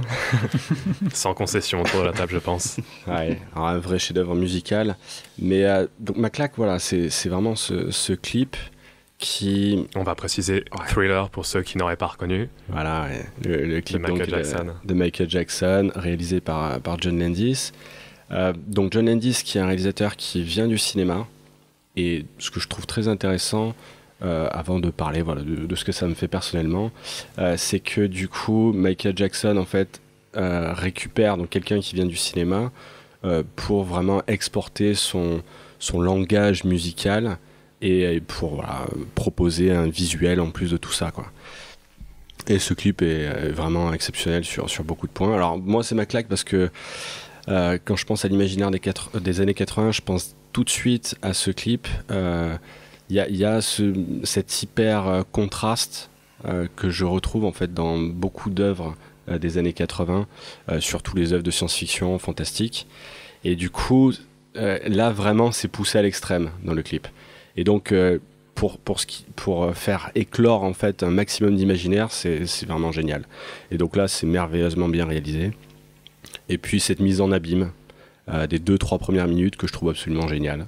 Oui, parce qu'on va peut-être le rappeler, le clip commence en fait, c'est un film, c'est Michael Jackson et sa petite amie qui sont au cinéma qui regardent un film. Et dans ce film, il y a Michael Jackson qui joue. Ouais, exactement. Et peut-être même que c'est pas juste Michael Jackson qui joue, j'ai vraiment l'impression qu'on retrouve l'ambiguïté de Michael Jackson. C'est-à-dire quelqu'un qui, quand on regarde des interviews de lui, c'est quelqu'un qui a l'air très gentil, très timide aussi, très très timide. On pense tout de suite au syndrome de Peter Pan. Est-ce que c'est pas non plus juste un grand enfant, mais en plus de ça, tout son univers qui peut être parfois un peu trash, un peu dark. Et ben du coup il y a cette ambivalence là et on la retrouve complètement dans le clip et dans la mise en abîme où au tout départ il se retrouve donc du coup on est dans un film et donc la copine de Michael Jackson qui d'ailleurs Michael Jackson le personnage de Michael Jackson dans ce film, dans cette mise en abîme, c'est dur à expliquer, va la demander en mariage. Elle répond à la positive et du coup on commence vraiment avec un ton, un genre un petit peu mélo, romantique, et en fait tout de suite on comprend qu'il a quelque chose d'assez terrible à lui dire, et là on passe dans le genre horreur, et puis après on sort du film dans cette espèce de loup-garou. Ouais. Il se transforme. Peut-être une petite comparaison avec les ados à cet âge-là. On sort d'un truc un peu tout mignon, il y a un peu le sexe, etc. Ouais. Il y a peut-être un petit peu ça aussi dans le clip au tout début. Et après, on se retrouve dans ce cinéma. Ouais, on se retrouve dans ce cinéma. Et alors là, tout de suite, esthétique des années 80. Pour moi, c'est assez criant. On sort du cinéma, il y a ce rouge très vif. Ouais, le popcorn. Le popcorn. Le bleu de la nuit qui est très sombre. On s'aventure dans une ruelle sombre. D'ailleurs, ça me fait penser tout de suite à Terminator. Et d'ailleurs, tout à l'heure, je discutais avec Ludwig avant le début de l'émission. Et il m'a appris que Stan Winston a bossé notamment sur le clip. Ouais, pour tout ce qui est... Pour les zombies, tout ce qui est de maquillage en effets spéciaux, il avait justement bossé dessus. D'accord. Donc effectivement, c'est que Michael Jackson, c'était un pionnier dans tout ce qui est clip musical, parce qu'il voulait ajouter une part de fiction pour illustrer ses chansons. Il a d'ailleurs collaboré avec d'autres cinéastes pour d'autres de ses clips les plus reconnus. Oui. D'ailleurs, John Landis, il a réalisé Black or White, si je dis pas de bêtises. Oui. Je crois, ouais. Et les Blues Brothers. Et les Blues Brothers, oui, mais toujours sur Michael Jackson. Black or White qui a été une sacrée prouesse à l'époque au niveau du morphing, on s'en souvient tous, avec cette séquence, avec les visages qui changent. C'était qui a très très bien vieilli. Qui a très très bien vieilli, c'est vrai. Peut-être on va revenir un petit peu sur Michael Jackson. Est-ce que c'est pas tout simplement Michael Jackson aussi qui est complètement ancré dans l'imaginaire des années 80. Ses musiques, alors il y a Thriller, mais Beat It, Billie Jean, si je dis pas de bêtises, c'est dans les années 80 aussi. C'est un artiste vraiment, quand on pense aux années 80, on pense Michael Jackson, non? Mais c'est super intéressant ce que tu dis, Mathieu, parce que je trouve que dans les années 90, j'ai l'impression que Michael Jackson s'est un peu perdu. Presque lui-même a l'air même d'être triste d'être sorti des années 80. Parce que les années 80, il y a aussi cet imaginaire enfantin, un peu kitsch, innocent. Et ben, ça caractérise Michael Jackson. Alors que les années 90, on commence à partir dans des voies beaucoup plus multiples, on commence à explorer d'autres choses, c'est moins enfantin. Donc, ouais, complètement. Je suis entièrement d'accord avec toi. Bon, les gars, autour de la table, peut-être vous voulez revenir un petit peu sur Thriller, sur le clip. Peut-être aussi sur... donc on a parlé des effets spéciaux. Il y a le making-of d'ailleurs qui est disponible en ligne gratuitement. Il est hyper impressionnant. C'est ce qui a permis de financer le clip, puisque c'était le clip le plus cher de l'histoire à l'époque. En fait, John Landis et Michael Jackson ont vendu le clip à MTV, ce qui a financé la vidéo. Est-ce que vous voulez peut-être revenir un petit peu là-dessus, Ludwig? Revenir, quoi, si ce n'est que... Thriller à la base c'est l'album le plus vendu de la carrière de Michael Jackson, si je dis pas de bêtises. C'est ça, mais même de l'histoire tout court. De l'histoire. Même de l'histoire. Ouais. Bah voilà, c'est The King. Voilà, Kanye West, tu peux l'être habillé. The King of Pop. Tout ça, c'est avant le téléchargement. Il va dire aussi. Là, le piratage, c'est genre tu l'entendais passer à la radio, tu mettais une petite cassette là, puis hop là. Je pense qu'il a été pas mal piraté, l'ami Michael aussi, mais plus au niveau de l'imaginaire. Les danses, aujourd'hui, la danse de Thriller, on la retrouve quand même en citation dans plein d'œuvres, dans plein de films, dans plein de séries. Les gens qui font le zombie, d'ailleurs... Dans les soirées de mariage. Dans les soirées de mariage. Ouais. Puis c'est aussi une belle lettre d'amour au cinéma, parce que tu vois, cinéma d'horreur, et ainsi de suite. Enfin, c'est un film dans un film, en quelque sorte. Michael Jackson qui emmène voir sa petite copine voir un film, on voit ce qui se passe dans le film, puis après on revient dans le film original. Donc voilà, poupée russe, c'est Inception. Et d'ailleurs, tu parles du clip, mais la musique aujourd'hui, elle est hyper réutilisée, Thriller aussi, en permanence. Je pense que Michael Jackson, à travers Thriller, est vraiment l'artiste des années 80. Oui, voilà. On peut le dire, ça. Ouais, c'est sûr. Oui. Le mec, il était grave fan des films. Il le mettait justement dans ces clips-là. D'accord. Juste une dernière question pour vous. Thriller, est-ce qu'il a aidé à construire l'imaginaire collectif autour des zombies? Il y a eu la nuit des morts vivants avant, mais est-ce qu'il a marqué quelque chose en plus? Je dirais oui. Benjamin, en plus, peut-être pas, mais ça a bien aidé à ancrer en tout cas ce côté, comme tu dis, mort vivant, tout ça. Mais c'est... Je sais pas, pour moi, c'est pas comme ça que je me souviens du film, de la musique. D'accord. C'est plus la musique en tant que telle. Et bien sûr la danse, mais bon, comme ils sont aussi en zombie, peut-être que du coup, c'est un peu inclus dedans. Ok.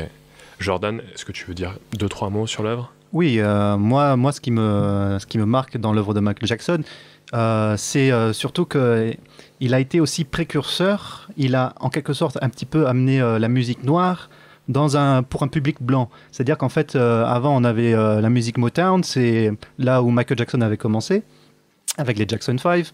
Puis il avait commencé une carrière solo qui était qui marchait plus ou moins. C'est ensuite quand il a connu son producteur Quincy Jones qu'il a voulu vraiment révolutionner la musique et toucher tous les publics. Et en fait, MTV, ce qui est très intéressant avec MTV et l'arrivée de Thriller sur MTV, c'est que MTV, avant, c'était plus une musique qui passait de la musique rock, et donc plus de la musique blanche, même si effectivement le rock and roll à l'époque, c'était plus de la musique noire, mais qui avait été repris par les blancs. Et c'était aussi, la fin des années 70, c'était le punk, c'était toute cette musique, c'était Bruce Springsteen. Et avant, ils ne voulaient pas passer du Michael Jackson sur MTV, avant le clip Thriller, qui a vraiment été en quelque sorte l'album en lui-même révolutionnaire, puisque aussi Michael Jackson fait une musique rock and roll avec Van Halen, c'était Beat It. Oui. Thriller qui est un mélange dance et à la fois jazz et à la fois soul. Et on passe sur du R&B pur avec Billie Jean. Et plus des valses populaires un peu blanches avec les duos qu'il avait eu avec Paul McCartney par exemple. C'est vrai qu'il a touché à tout en fait, Michael Jackson, au niveau musical. Hein. En si peu de temps. Effectivement. Ouais. Excuse-moi, je t'ai coupé. Bon, on va peut-être conclure sur Thriller en disant que c'est les années 80 pures et dures. Et aujourd'hui, ça n'a pas pris une ride. Pas du tout. Ça n'a pas pris une ride, peut-être aussi parce qu'il y a très peu, il n'y a pas d'effets spéciaux en images de synthèse notamment, et que les maquillages des zombies aujourd'hui sont encore impressionnants. C'est vrai. Même Michael Jackson, la figurine, il y a des figurines pop là qui sont disponibles de lui un peu partout, mais je veux dire, c'est vraiment son image, elle est ancrée, elle est hyper bien réussie. C'est les espèces de prothèses qu'il a dû porter. En plus, il posait ça pendant des heures. Il a dû subir quand même des sacrées transformations. Ça se voit dans le making of, mais c'est assez impressionnant le sacrifice de l'artiste. Et le costume de cuir rouge, tout le monde a rêvé de l'avoir celui-là. Ouais, classe. Surtout pour les maquillages, c'est séance de 3 heures minimum. Ouais. Et là, il me semble que c'était 5 heures pour la pause pour le loup-garou. Long. Enfin bref. On va continuer et terminer sur ta claque, Jordan. Let's go, on y va. C'est un extrait qui est devenu culte pour les fans de cette série. On y va. Allez. I want to hear it. Not right now. Yes, now, Dusty Bun. Susie Pooh, this is urgent. Yes, you're saving the world. I heard you the first time, but Ged is also saving Earthsea, and he's about to confront the shadows, so this is Susie signing off. Wait. Okay. Turn around. Look at what you see in her face. The mirror of your dreams. Make believe I'm everywhere. Give it In the light. written on the pages is the answer to a never-ending story. C'est ta mort. Alors, on va perdre Nicolas puisqu'il n'a pas encore vu la saison 3 de cette claque. Shame on you. Je vous retrouve dans 5 minutes. Puisqu'on va Les parler, bouclettes. on va parler de Stranger Things et effectivement Nicolas, mais Au c'est fait, boule à la qui fin, est- Allez Jordan, on t'écoute pour cette claque. Alors, effectivement, cet extrait, c'est un extrait important de la saison 3 de Stranger Things. Avant de parler spécifiquement de cet extrait qui est un peu le point culminant de mon développement, je veux parler de la série Stranger Things dans sa globalité. Donc, c'est cette série qui parle de ce groupe d'enfants des années 80, âgés de 12 à 14 ans, fans de nouvelles technologies des années 80. On parle ici d'oscilloscope, d'ondes radio et pas du tout de téléphone portable, évidemment. De radiocassette. De radiocassette, fans de Donjons et Dragons. Et un jour, ils ont un de leurs amis qui est happé hors de leur village, du milieu des États-Unis. Il disparaît. Il disparaît dans un monde qui s'appelle le monde à l'envers, l'Upside Down.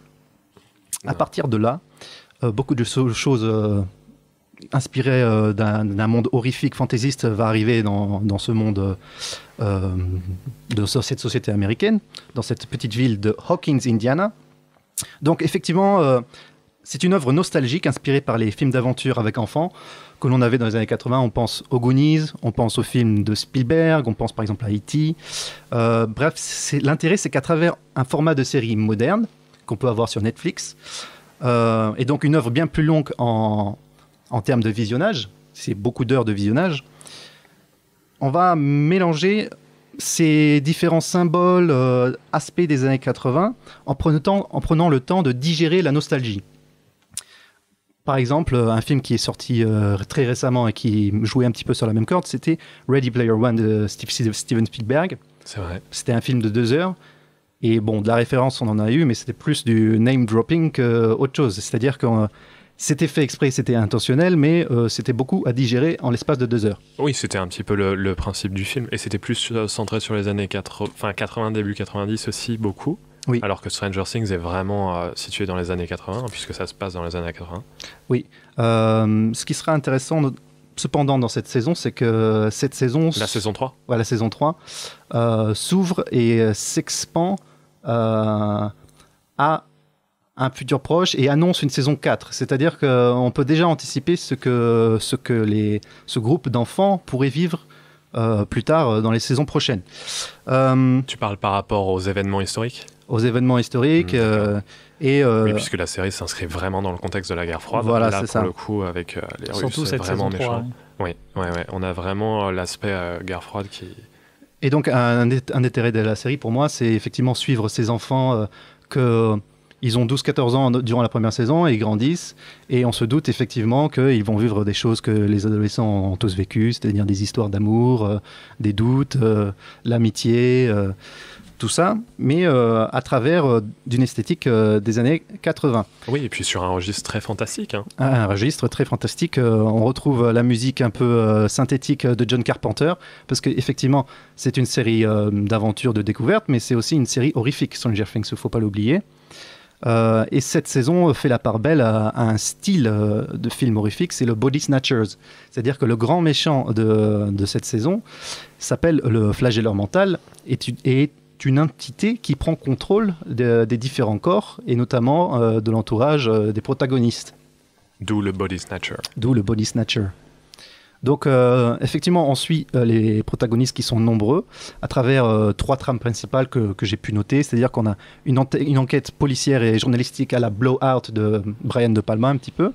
Une aventure d'enfant, comme on en avait parlé, à travers un centre commercial cachant une base russe. Et peut-être rébellion adolescente, découverte émotionnelle, un petit peu plus... à la Breakfast Club. Autour du personnage de Nancy et de Steve. Steve, ça c'est plutôt au centre commercial. Ouais.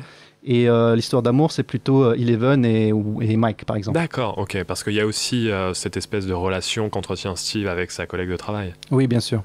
Oui, il y a beaucoup de choses qui se passent et ils ont essayé... En fait, à tous les niveaux, il y a des histoires d'amour, on regarde, puisque on va peut-être pas parler de tout, mais on va dire tous les niveaux, tous les âges ont leurs histoires d'amour, ont leurs trames un petit peu romantiques. Oui. Et ça reste une série qui est malgré tout moderne, même si elle s'inspire des années 80, puisqu'elle essaye de parler de thèmes tels que l'homosexualité, qui sont un petit peu en vogue en ce moment. C'est vrai. Je vais quand même parler d'une scène qui est particulièrement marquante et qui a fait choqué plusieurs personnes quand ils ont regardé le film. C'est ce passage où un des protagonistes boit une bouteille de Coca-Cola. C'est le New Coke. C'était une boisson qui était sortie dans les années 80 aux États-Unis, qui n'était pas sortie en France, et qu'ils ont ressorti grâce à la saison 3. D'accord. Mais peu de gens savent qu'en fait, cette série, bien que c'est censé se passer en Indiana, ça se passe en Géorgie. Et la Géorgie, c'est la ville d'Atlanta, c'est la ville de Coca-Cola. Et donc Coca-Cola a aidé à financer la série et à rénover notamment le centre commercial. Pourquoi c'est important ? Parce que je ne sors pas ces notes d'un tiroir comme ça. Pourquoi c'est important ? Parce que je trouve que c'est assez représentatif de cette série, qui est avant tout une série de divertissement. Et moi, j'adore cette série, c'est une claque, parce que je trouve ça extrêmement bien produit, bien marketé, et ça joue aussi sur la corde sensible, puisque les personnages, ils sont extrêmement bien dirigés. Les acteurs sont extrêmement bien dirigés par les Duffer Brothers. Cet extrait que l'on a entendu avec Never Ending Story, ça rejoint un petit peu cet aspect extrêmement bien marketé. Pourquoi ? Parce que moi, Never Ending Story, c'est une chanson qui vient du film éponyme, L'Histoire sans fin. Vous connaissiez autour de la table, peut-être ? Oui. C'est vrai que c'est une référence assez connue. Et moi, ce film, je ne sais pas vous, mais j'ai beaucoup de mal. Je trouve que ça a extrêmement vieilli. Et comme je suis plus un garçon, un homme je suis un homme des années 90 plutôt que des années 80, j'avais un petit peu loupé ce film quand j'étais jeune, et maintenant quand je le regarde, j'ai du mal. Tu l'as redécouvert après avoir vu cette scène dans la sésérie ou Non, je connaissais avant, oui. Mais je ne voulais pas en entendre parler. Ouais, d'accord. Par contre, cela... le fait qu'ils réutilisent ce genre de classiques qui sont peut-être un petit peu honteux pour certaines personnes de nos jours, ça permet de dépoussiérer un peu ces classiques-là et de leur donner une seconde jeunesse en montrant comment les personnes de cette époque-là ressentaient les films qui sortaient à l'époque. C'est vrai. D'ailleurs, on a Retour vers le futur. Voilà. Qui est Effectivement. dans la série qui a fait sourire plus d'un d'entre nous, je pense. Oui. Peut-être avant que tu reviennes plus en détail sur la série, Jordan, je vais donner la parole à Benjamin. Benjamin, qu'est-ce que tu as pensé de cette saison 3 ? Est-ce qu'elle t'a marqué ? Est-ce que pour toi, ça correspond bien à l'imaginaire des années 80 ? Alors oui, la saison 3 correspond bien à l'imaginaire des années 80. Par contre, pour moi, là où la saison 3 a été beaucoup plus faible par rapport à la 2 et encore plus par rapport à la 1, c'est qu'à la place de... Ce qui était intéressant dans la première et dans la deuxième, c'est que toutes les citations des œuvres des années 80, c'était... On montrait un petit poster de The Thing dans un coin, on montrait des petites allusions par-ci par-là. Mais là, par contre, ce qui pour le coup, pour moi, ne fonctionne pas, c'est qu'ils ont pris des clichés des films qu'on pouvait trouver de l'époque pour les inclure directement dans les personnages, comme l'espèce de pseudo-Terminator méchant qui poursuit les antagonistes principaux, les personnages principaux. Du coup, ça marchait à l'époque, mais aujourd'hui... Il a un petit peu... il détonnait un petit peu, lui. Il était un petit peu un peu en trop, je trouve. C'est ça. L'agent russe, c'était... bon, certes, pareil, au moment de la vision de saison 3, au départ, je me dis, ouais, il y a beaucoup de références à jeter la gueule, mais après, en y regardant de plus près, tu te dis, bah, c'est dans le contexte de l'époque, Retour vers le futur, bah, forcément, ça se passe en 85, c'est l'année auquel il est sorti. Mais, par exemple, pour l'agent russe qui fait très Terminator, je dis, bon, c'est un peu trop poussé, là. Voilà, c'est ça. C'est parce que le problème, c'est que c'est pas une référence, c'est que c'est un personnage de la série, et la série, comme c'est censé être la réalité, on peut dire ça comme ça, du coup, c'est un peu comme si un personnage cliché d'un film existait en vrai, et je trouvais que ça dénotait, c'était bizarre. Le tout allait pas ensemble. Ouais. Ça casse un petit peu le quatrième mur finalement, mais ouais, c'est ça. Mais pas de la bonne manière. De la bonne façon, exactement. Trop de références, tu la référence. C'est ça. Qu'est-ce que tu en penses, Jordan, de ça ? Non, moi je pense que j'ai pas été subjugué par toutes ces références, parce que effectivement, moi c'est à peu près ce à quoi je m'attendais. Et ce à quoi j'espère voir quand je regarde Stranger Things, c'est vraiment ce côté nostalgique. Et puis, bon, effectivement, certaines choses sont mieux faites que d'autres. Mais non, honnêtement, moi, c'est un peu comme une petite Madeleine de Proust, Stranger Things. C'est-à-dire que ça va aller chercher des cordes sensibles, et puis ça va fonctionner un peu comme... quelque chose va te faire penser à quelque chose, puis je vais te faire quand je pense à quelque chose. C'est vraiment du divertissement en fait. C'est vraiment faire passer un bon moment. Sûr, c'est du divertissement. C'est vrai que quand on regarde un épisode de Stranger Things, qui soit plus développé ou pas, c'est un bon moment. Ça reste, on joue avec des références, alors des fois de manière un peu plus grossière, mais la trame en soi, elle se veut pas hyper complexe. C'est agréable à regarder, ça ne prend pas vraiment la tête. C'est un bon moment. Ça reste qualitatif. Et la saison 3, du coup... La saison 3, effectivement, c'est ma claque, mais j'espère bien que la saison 4 va être ma claque, puisque effectivement, je ne dévoile pas la fin, mais effectivement, on a parlé un petit peu de guerre froide, que finalement, la musique pop pouvait sauver le monde contre les Russes. Et pas le Coca-Cola. Belle image. Et donc, qu'est-ce que vous pensez qu'il y aurait dans la saison 4 ? Est-ce que finalement, un voyage dans le temps ? Et si finalement Eleven était la fille de Sarah Connor et de Michael Jackson, qui sait ? Est-ce que finalement les héros ne vont pas peut-être quitter leur petit état de l'Indiana pour aller plus loin aux États-Unis ou à l'international ? Qu'est-ce que vous en pensez ? Pour moi, je trouve que c'est le seul point positif. C'est vraiment que la fin nous ouvre un univers plus grand, et c'est ça qui est intéressant. Ludwig, en un mot. Perso, j'aurais voulu que ça se termine juste là-dessus, parce que je me dis c'est nickel, ça n'a pas besoin d'aller plus loin. Mais après, s'ils décident de faire une nouvelle suite, il vaudrait mieux que ce soit avec des nouveaux persos, genre par exemple ceux qui ont vu toute la série, si ça se passe en Russie, pourquoi pas ? Avec seulement le fil rouge, ce serait le shérif. Ça serait très intéressant, mais comme toutes les séries américaines, elles sont centrées sur des personnages américains. Donc ça risque d'être un poil compliqué. En tout cas, merci à tous d'avoir réagi sur l'imaginaire des années 80. Donc voilà quelques œuvres sur lesquelles se pencher, histoire de se replonger dans ce monde. Juste avant de terminer, en un mot, vous êtes venus chacun avec la claque du mois. On va en parler très très rapidement. Qu'est-ce que vous en pensez ? Ça dépasse tout ce que j'ai pu imaginer. Moi aussi j'ai posé la même question, et tu sais ce qu'on m'a répondu ? Demande pas. Qu'est-ce que tu veux, nous prendre la tête, là, pauvre con ? Est-ce que vous pensez vraiment ce que vous dites? Ouais, non, c'est pas... non, c'est con. Donc avant la claque du mois, je vais vous faire un petit claque ou pas claque. Je vais vous passer quelques œuvres, des titres d'œuvres des années 80 et vous allez me dire très rapidement si c'est pour vous des claques ou pas. Alors, retour vers le futur, claque ou pas claque? Claque, assurément. Claque. Clacounette. Clacounette, Jordan. Nicolas. Ah, claque. Ludwig. Ah, moi j'aime quand ça claque. Très bien, claque. Shining, 1981. Claque ou pas claque, Jordan?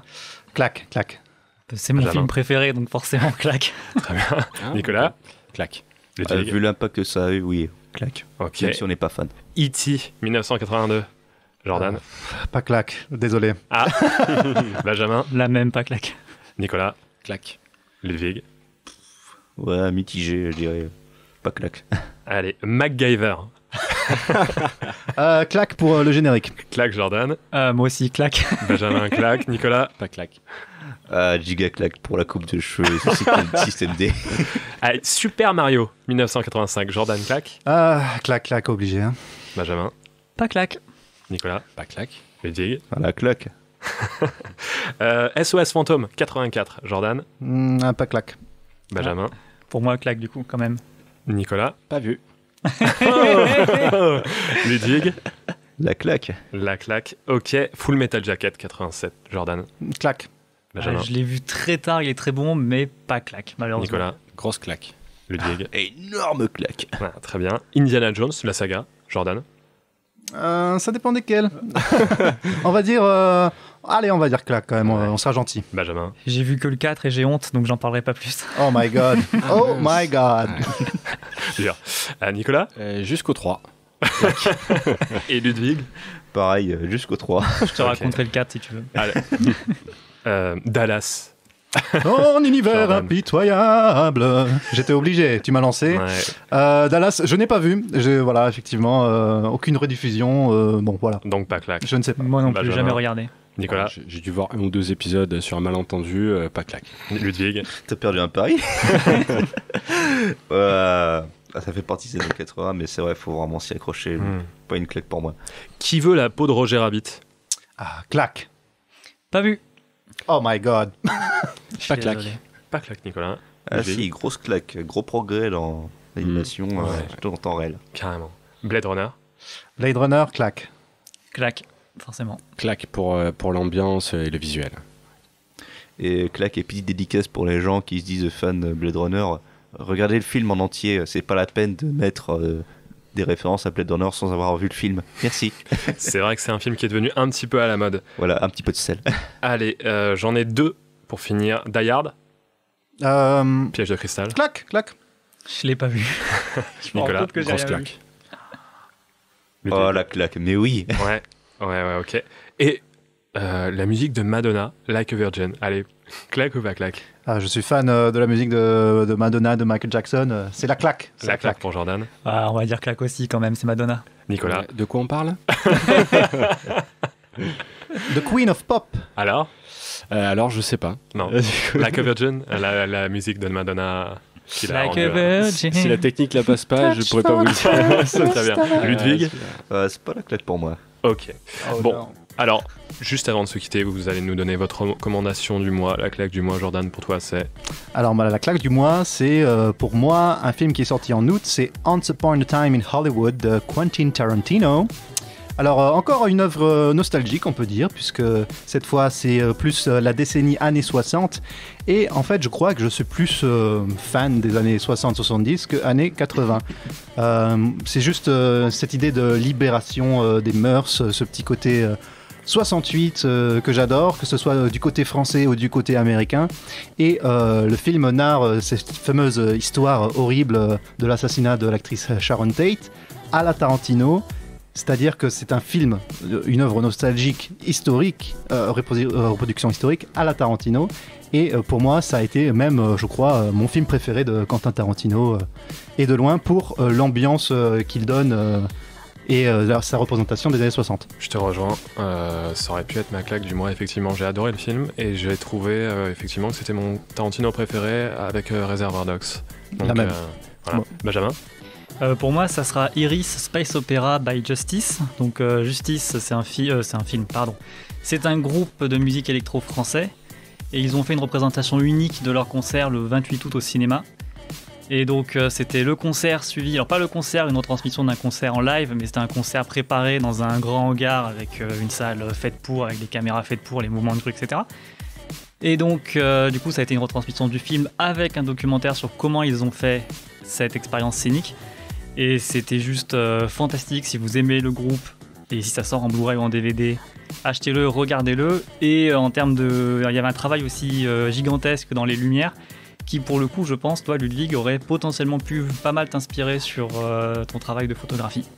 Merci, Benjamin. Nicolas, ta claque du mois. Pour moi, c'est la première saison de Stranger Things. Alors du coup, j'ai vu les 2 premières saisons et je trouve vraiment la saison 1 très très bonne. Sur tous les points et surtout, visuellement, il y a vraiment un truc. D'accord. Et Ludwig ? Alors moi, c'est le dernier album de Power Glove, qui s'appelle Playback, sorti en juin 2019. Et Power Glove, ça fait un bon bout de temps qu'ils n'avaient pas sorti un nouvel album.